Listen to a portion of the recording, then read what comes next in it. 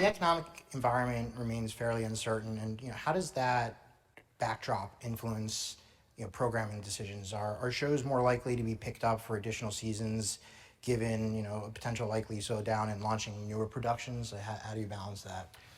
So for us, there's really four core metrics that we look at from our data on a show, whether we bring it back. And let me take a step back. Having seasons 2, 3, 4, and 5 are really important for the streaming service because that's where we see great subscriber growth. So we're really trying to make sure that we can get shows to that season 5, right? Outlander's in season 7, Ghost is in season 3, P-Valley will be in season 3. And so as we move shows into 2, 3, 4, and 5, that's when we see great subscriber growth as well as great retention.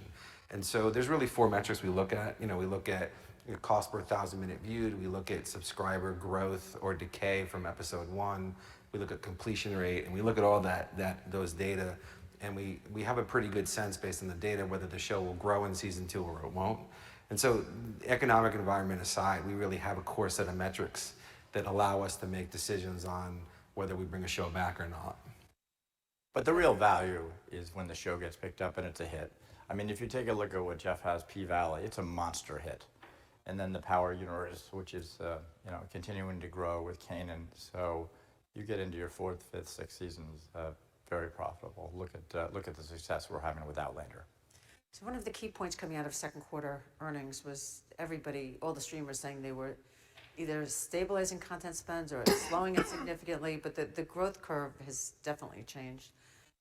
Your studio, your TV studio, has been really busy. You've had a number of shows across streamers, broadcasters.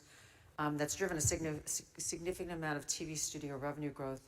So a couple of questions. Can you talk about the key drivers of the studio's success? And how do you prepare? How does Lionsgate TV prepare for, kind of an environment where spending isn't growing but stabilizing? I think Kevin Beggs would talk about his partnership with Sandra Stern. I think it's about the people, but he would talk about this PT boat mentality as opposed to an aircraft carrier. We move fast. We also we're well capitalized, so if we want to partner up with a network show and put up half the money like we did on something, or 25% or 50% of the money like we did on Ghost, which turned out to be a great transaction for us, and that's going to be a very, very profitable show for us. So we've got a lot of flexibility both financially and also creatively, and we are an arms dealer. Jeff only wants a certain number of shows in a specific demo, and everything else is the Wild West. And so if you take a look at the history of Lionsgate, really putting AMC on the map with Mad Men, taking a look at what we did with Weeds and Nurse Jackie on Showtime. We have a really funny show, if you've not seen it, on Apple right now, which is, or a couple funny shows, but I love this, Mythic Quest.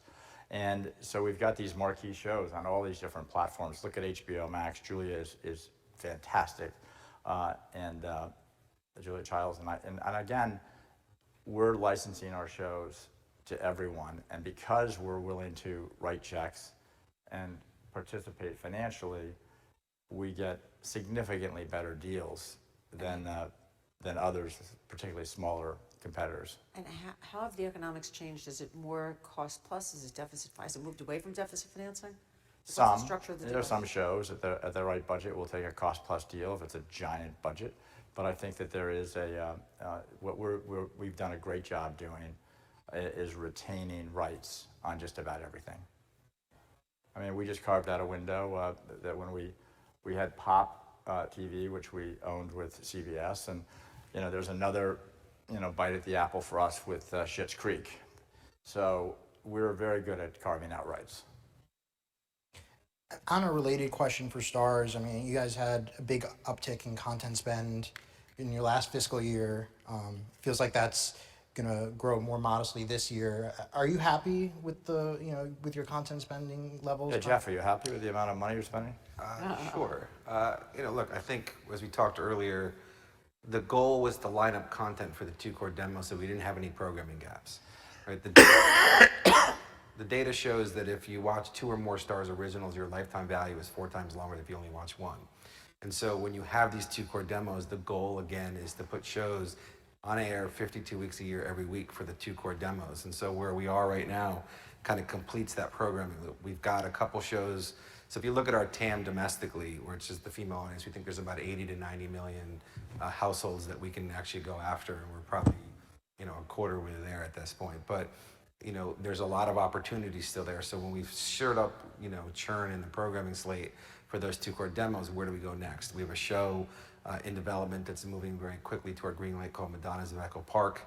It's a female-driven show after the Mexican-American community, which we haven't actually had on the network for a while. And so we think if we bring that on as the third layer of those two, on top of those two core, and we can see large subscriber gain, then we'll just repeat what we've done before, which is then we'll add Love Song, which is a show for that audience, and another show to complete that programming loop, with the goal of getting churn down to low single digits. And if we can get churn in this audience down to low single digits, then it gives us some pricing ability on the front end, but it really stabilizes the business, and you get great margin growth without a lot of front end spend.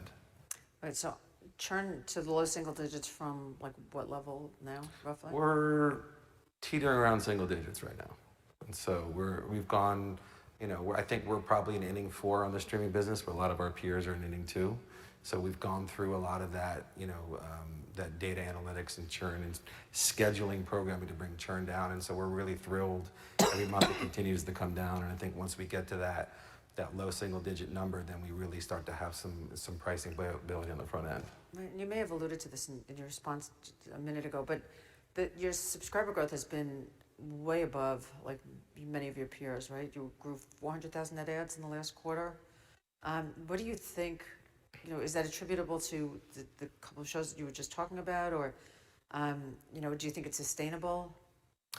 Well, look, we're very confident we can get to that 50 to 60 million subscriber growth that we talked about by 2025 globally.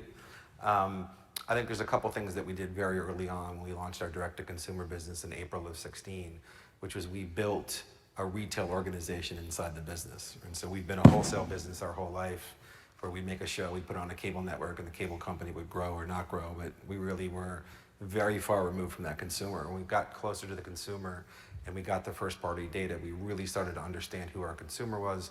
We built an organization that knew how to retail the business. So it knew how to do customer acquisition, lifetime value, data analytics, churn, and really build what you saw in the wireless businesses, what you originally saw in the cable businesses, and what you see in gaming. And we brought all of that talent into the building. And so we have an organization that's really built to drive that business. And so what you see is our growth, not only does it come off of our content, but it comes off of how we schedule our content, how we move customers from one show to the next. A Netflix where they give you the next episode because you binge. We don't binge. So what we do is we have the data that says, if you watch this show, you'll like this movie or you'll like this show. In our app, we actually tie those shows together. So we spool you to that next show. If we can get you into the next show, we know your lifetime value is going to accelerate. So what you have is we're spending on the front end for subscriber growth, but the back end of the bucket's holding. So you're seeing that acceleration even in times where it's tough, what you're seeing right now. We also don't have a saturation issue, okay? Starz is growing rapidly, but there's a lot of running room. We just did this Tuesday mobile deal with T-Mobile Tuesday, and it's going to be tens of thousands of people that are signing up for Starz, and a lot of them that weren't familiar with Starz, but they certainly aren't familiar with the television shows and obviously the movies. I think this week we're promoting Spider-Man. But if you take a look at the content that Starz has accumulated over the year, whether it's their pay 1 deals, their pay 2 deals, their original programming, it's a pretty great offering. So, and again, we have the running room that others may not have. Just want to move on to bundling opportunities, a good segue. You guys have made it clear that you see Starz as a natural bundling opportunity with other streamers over time. What gives you that confidence, and how do you see that bundling scenario playing out over time? Well, if you look back at the linear business, which I spent a lot of time in, we were the bundling partner of choice. Comcast built their broad bundle on saying, buy Comcast Video and get HBO, Showtime, and Starz is included, right? And as you're starting to see the world, the more things change, the more they stay the same. And so you're starting to see Paramount and Showtime starting to bundle. They're going to become a platform. They'll probably look to add other third parties once they do BET there. I think you'll see all of these big broad-based streamers look to compete based on bundles. One, it gives more content to the consumer, it gives them an economics from somebody else, and it reduces churn. And so I think you're going to start to see that in a very significant way. You're seeing it in LATAM right now. We are bundled with Disney. You're seeing it in Europe, where we're bundled with Canal Plus. I think you'll start to see that next phase of streaming is the bundle and returning to what we saw for the consumer. We are not ad supported, so we're not competing with these services with ads. We have a very unique programming strategy that's been hard for them to replicate. And so if you think about it, you bundle Starz in just like on an Amazon or a Hulu, the consumer gets our content, they get a part of the economics, and we get a part of growth, and churn for everybody comes down. So I think it's one of those situations that works very well for everybody, including the consumer. I expect that to really start to accelerate this year. So for Michael, we saw a lot of focus on MGM's library when Amazon came in and paid what seemed like an extraordinary price as an outsider. How are you thinking about the value of your library today, and how do you measure what it could be worth over time? Well, we think it's getting more valuable every day. Obviously, we can refresh the library with the new content that we have, but if the demand is there, particularly from outside platforms that don't have the availability of being, or don't have the opportunity to buy because others are, for lack of a better word, hoarding their content or keeping it inside their platform, that makes the free agent, i.e. us, in some cases certainly Sony, that makes our library much more valuable. But if you take a look at the numbers year in and year out on our top titles or new product that we're introducing, it's getting more valuable. Now, what's the multiple on a library? I would argue pretty high. You know, our library is $800 million in revenue, very high margin business. Put a multiple on that. If we took half or 3/4 of what some of the music publishers were trading for just a little while ago, even now, it's a big number. And I mean, I guess circling back to an earlier question on programming decisions and how it impacts library, I mean, multiple seasons of certain shows would clearly have that multiplier impact for the value of your libraries. Yes and no. It used to be you need 4 or 5 seasons, and then all of a sudden we have these. I looked at a recent number. We have this show. It was a very funny show we did years ago called Blue Mountain State. We only got 3 seasons. But in the world of stacking, it's become a giant hit for us in our library sales. So moving on to AVOD,